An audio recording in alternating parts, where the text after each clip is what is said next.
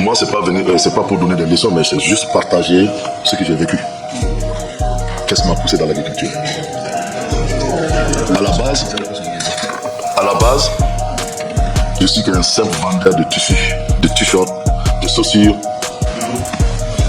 de produits agricoles. C'est bon. Alors,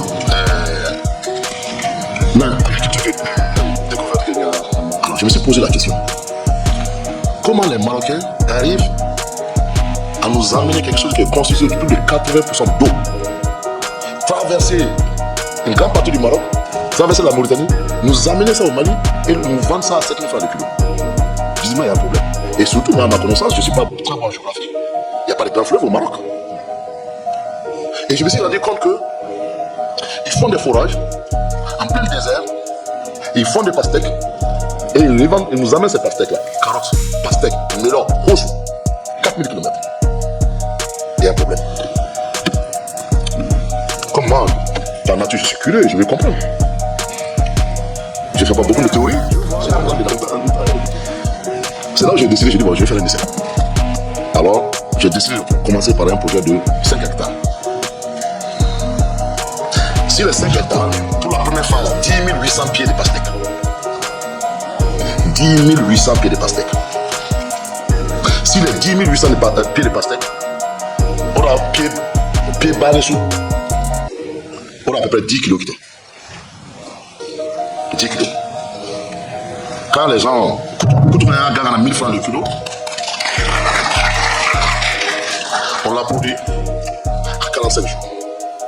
Ah bon, je dis, il y a un problème. Deuxième expérience. On a fait 20 800 pieds à l'hectare. 20 800 pieds à l'hectare. Marqué variété. Nous a amené à 70 jours. J'avoue qu'aujourd'hui, les gens se plaignent. Pourquoi tu as arrêté de produire? Oh, je n'ai pas arrêté de produire. Parce que souvent sont pliés. Donc, j'ai fait exprès pour prendre le temps. On a dit tout souvent. Tous les jours, mais comment tu nous habitues à manger ce pastèque que vous arrêtez la production? C'est là où j'ai compris que j'ai perdu 30 ans de ma vie, inutilement. Et c'est une réalité, j'ai perdu 30 ans de ma vie. Vous savez, Dieu m'a donné la chance. Alors la chance est là. Je suis dans beaucoup, j'ai touché à beaucoup de choses. Le transport, tu achètes un camion, à peine si tu arrives à trouver 1 500 000 à 2 millions par mois. Avec tous les problèmes que nous avons. Tu investis, tu construis une maison.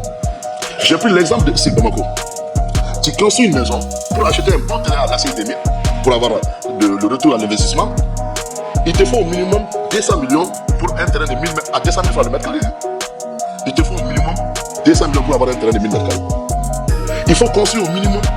Non, pas assez, c'est 600 000 le mètre carré. Je parle seulement de cité initiative. Excusez-moi, c'est 250 000 francs le mètre carré. 250 000 francs le mètre carré pour 1000 mètres carrés, il te faut 250 millions.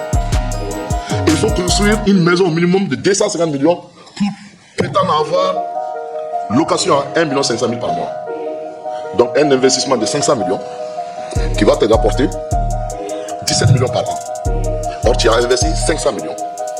Les 17 millions là, pendant 10 ans, ça fait 170 millions. Pendant 20 ans, même en 30 ans, tu ne peux pas avoir ton argent. Surtout après 10 ans, la maison se détériore. Difficilement, si tu investis, si tu as 1 500 000, après 10 ans, là, le nouveau locataire qui va venir, il va dire non, moi je peux le prendre qu'à 750 000 à 1 million. Tu as jeté ton argent, tu as dévalé ton argent. Construire des maisons, c'est de jeter son argent par la fenêtre.